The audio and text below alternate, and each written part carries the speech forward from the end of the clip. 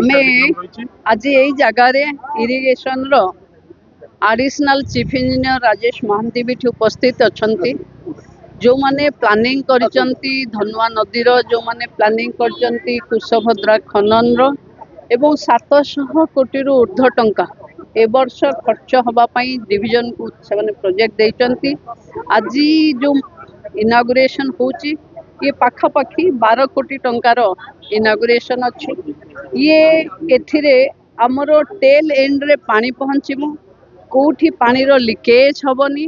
वर्षा दिन रे पानी केनाल रे आसिले जो चेक डैम जीवा पाई जो रास्ता पाद चला रास्ता घर को कनेक्ट के छाड़ी न जातु तापाई कि 5टा ये जगार पेवर ब्रिज हम।